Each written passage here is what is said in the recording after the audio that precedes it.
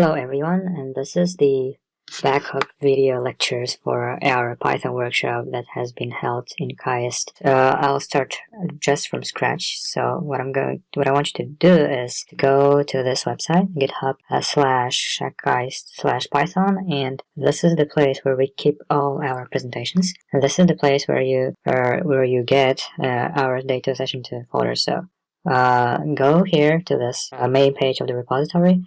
Click download, download the zip, and save this file. Then unarchive it, and right after that, I want you guys to launch your Jupyter notebook. It doesn't matter which way are you going to do that. Probably you have installed Anaconda and there's a special button to open the Jupyter notebook, but it doesn't matter what way you do it, the result should be the same. So then we're gonna go to the file of the demonstration. So I want you to open the presentation 1. This is the actual example we have written during the presentation. So once you open this, we should be able to reproduce everything we have done during the class. So if you're on Python 3, which I assume is the case for most of you, do not care about the first line. This is just a self-compatibility issues between Python 2 and Python 3, and just start off with the second line, and here should be all good and all set. Well, so in order to execute a line of the code, you should press Shift Enter. So if you press Enter, it's just going to create new lines. But if you press Shift Enter, it's going to execute it. Once you've done it, you're going to see this number one appear here as if to indicate that this is the first line that has been that has been executed. So we're gonna execute number 1. So these 3 lines, which are just nothing but import statements. Codex is going to help us to import the books to read it into our memory. Multiprocessing is just nothing but to know how many cores do we have in our system. OS is also to process the file system, and RE stands for regular expressions, and LTK is natural language toolkit, and globe is to find our files. Well, you don't really need to execute these comments, but I'll do it nevertheless. So like I've told you in the presentation, we are going to focus on the word2vector model first, and this is where I was explaining how does the word2vector model work. We should imagine the vectors so our vector is actually being matched to the words. So for example, earth is going to stand for this vector, water is going to stand for this vector, and fire is going to stand for this vector. So we basically create a one-to-one mapping of words to vectors. So in this very simple case, we could see that earth, water, and fire are all orthogonal, meaning that the dot product between any of them is just 0. So it's just 1 multiplied by 0 is 0, 1 multiplied by 0 is 0, and the sum is essentially 0. But let's assume that you just have something else, except for these 3 you have dirt. And dirt has sort of 2 components. It has components of earth and components of water. So you have like some of earth component and some of water's component and some of earth component. And you can imagine that the dot product of water, you can see in actual calculator that dot product of dirt and water is 0.5. Which means that dirt and water are somewhat similar, and in the imaginary vector space, in here, it's a 3-dimensional vector space, you could actually imagine is that dirt and water are somewhat in the same direction, such that the dot product is not 0. So this is so-called a cosine similarity. Okay, hope that you actually understand this model. If you don't, you should just Google and search for more. So go and say cosine similarity words, and we should be able to see the Wikipedia document. Wikipedia is a very good source. Well, I mean, some of people do not prefer it, but it is a very concise and brief source, and it's going to serve our needs perfectly. Well, this is the mathematical foundation, and then you could see how it is the actual formulas on how to do it, and the brief explanation how cosine similarity works. So if you want to know about this more, just read the article, or there are tons of resources out there. So here, this line is a bit problematic for some of you because this is a expression in Linux, but if you want to do the same on Windows, you should revert the slashes into backslashes. It's just the way it works. So change slashes into backslashes and you should be good. Also, like if you're on Windows, you do backslashes. So, but even if this does not work for you, what I want you to have is that the books should return me a list of the books, of the paths to the books in themselves. So, if you open the file word2vec, Gensim, so your root folder should contain word2vectors, and the books themselves are under the data folder. So we're currently in this folder. You might not have some of these folders in your repository, but essentially it is the same, and the books are contained within data folder in the word2vectors Game of Thrones Live directory. So essentially what you need to have at the end is you have to have a list of the path to the actual books. And this is all you need. You might actually type it yourself. You might say books is that, and or you can place it in the, well, actually, let's make it simpler. If you're struggling with this, what you can do is go to the folder and take these books and place them in the root folder of the downloaded folder. So just in the folder. So alongside with all the demo files, all the Python notebooks, just put these files here, okay? And to put it really simple, just initialize the books. So the books should be just something.txt. So this means that txt files within the folder. And then if we try to print books, so you should only have these. So yeah, if you do it this way, well, we should not have any sort of incompatibility issues, be it Mac or Windows. Well, so if you have these, we're all set and good to go. We initialize our Corpus file. Like I told you in the lecture, U stands for Unicode. And we want all our Corpus files in the Unicode format. We execute this. And here we want to read our books within the, so we actually want to read these paths to our books into the memory, into the variable Corpus raw. So for book and books, just print that it's happening with codex open book as book file, and we add that book file into the Corpus variable. So if we execute this, you should have this message. And lastly, once we're done with this, you should check if your Corpus file, if your Corpus variable has some data in it. Execute this, or you could change this and let's say just 1,000 and yeah, I'll make it like that. So 1,110 and 1,120. Let's see what it has. It should have Arya and John. Well, well, let's actually go and see what's going to happen if we put 2,000. It's the pink something. Okay, so if you have this, we're good to continue. If you don't, you should try to achieve the same Corpus file with the same indices. So indices through 2,110 through 2,120 should give you the same output as we have in order to be on the same page, let's say. So anything before this it could be different as long as you have your Corpus raw file same as ours. It doesn't matter how you read these files. It doesn't matter whether you downloaded everything, and if you put your books in the root folder or not. It doesn't really matter as long as you have your Corpus raw file the same as ours.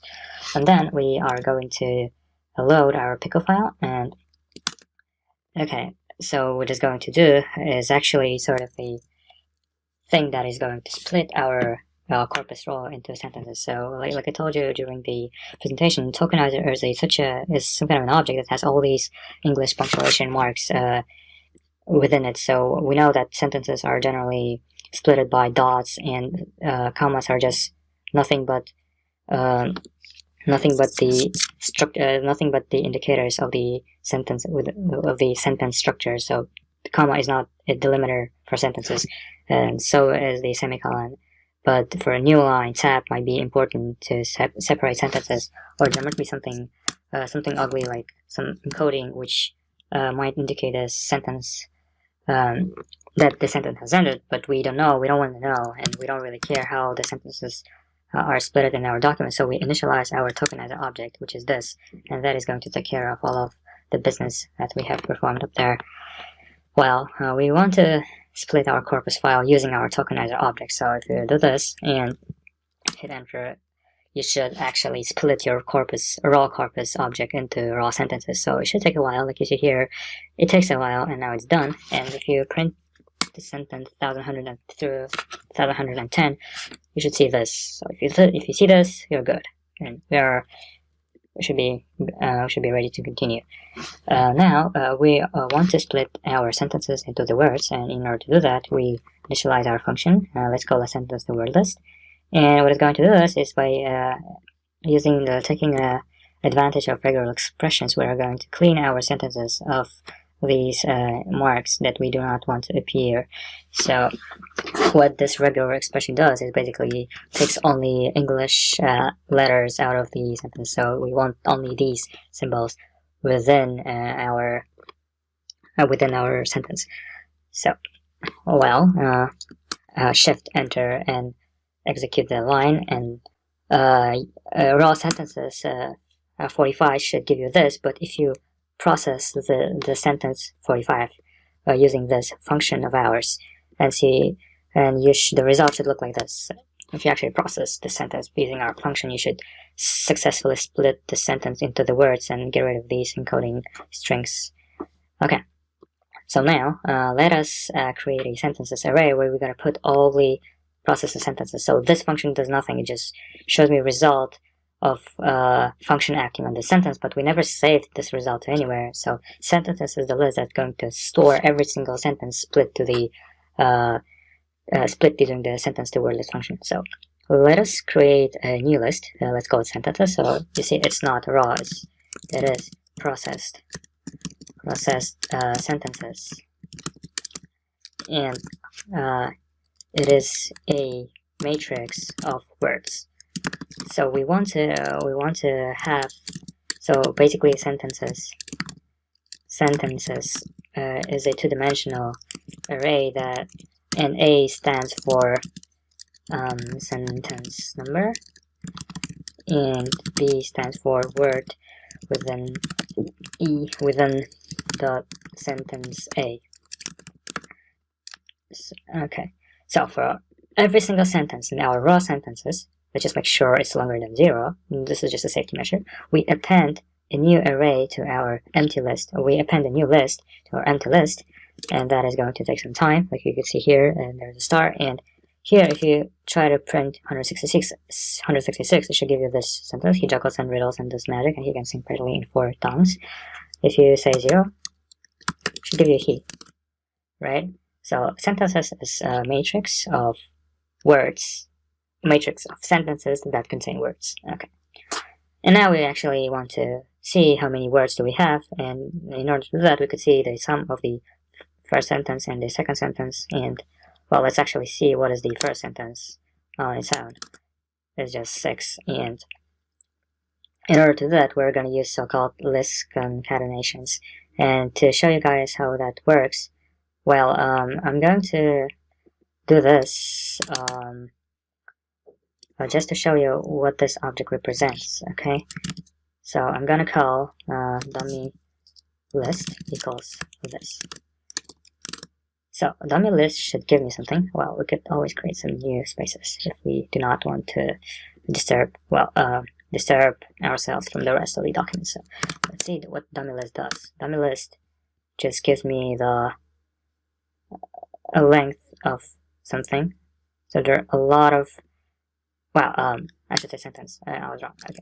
So DummyList gives me a length of all these sentences. So for every sentence and sentences, DummyList creates a list of length of those sentences. So 11 stands for the word count of the first sentence, and 6 stands for the word count of the second sentence. So this is basically a list of sentence length within the sentence length.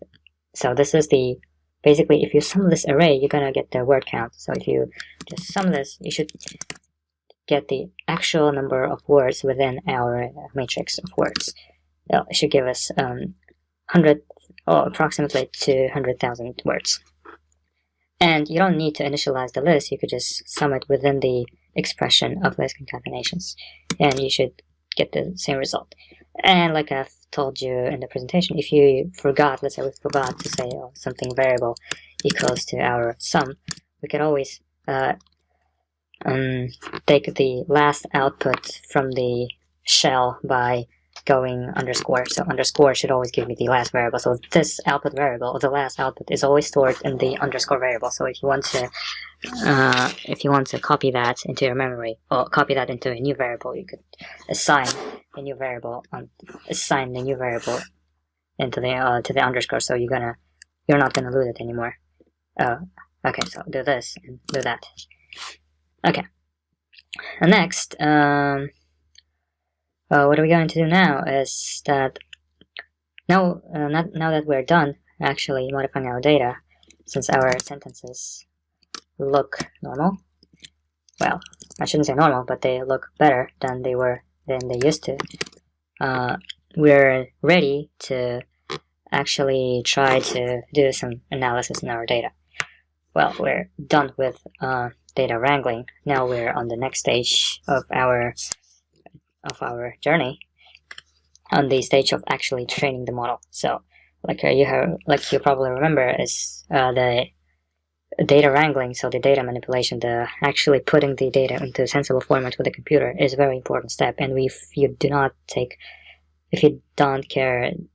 take proper care of this step, your data analysis will be probably not as successful as it could have been if you've taken a better care of data wrangling. Well, that is that, and let us start defining the model. Here there are some comments for you if you have forgotten how does the word2vector model works. Well, conceptually, what does it do?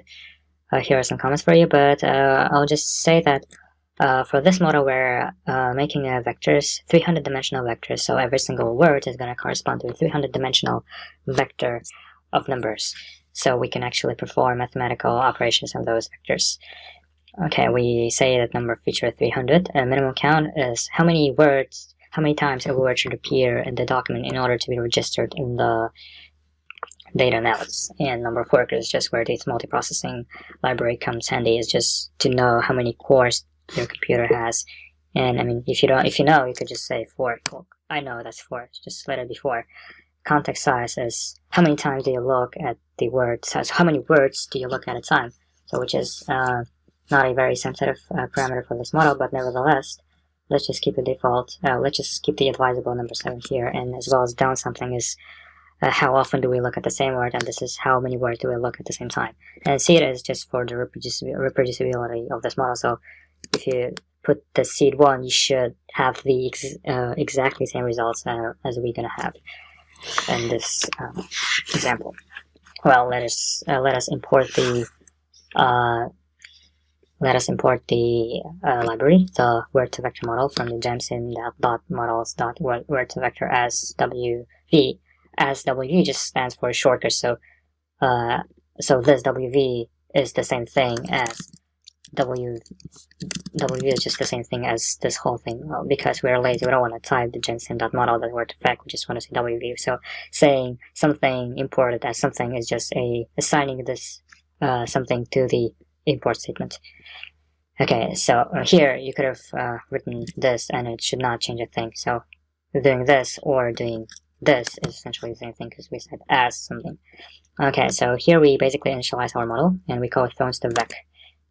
So okay, so there's something wrong. Oh, it's not defined. Okay, we import it first and then we launch it, and hopefully you are good. I mean, you've done this properly and it should work on your computer too. And now we should feed our sentences to the word2vector model, and we do this by saying build vocab and feeding it the sentences we have established before. Hit enter, and then let us check that we're good and we're still at the 300 vector size, so our word2vec has the same vector size as it should. And let us actually train the model, and by training the model I mean we're actually telling the computer to start working on the model and using those complicated algorithms. We tell the computer to build the model itself, so that we can actually save it and use it later, or you could always load it so that you can always load it for your purpose, for your work.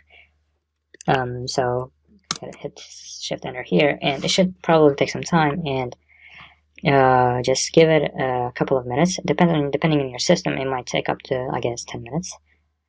Okay.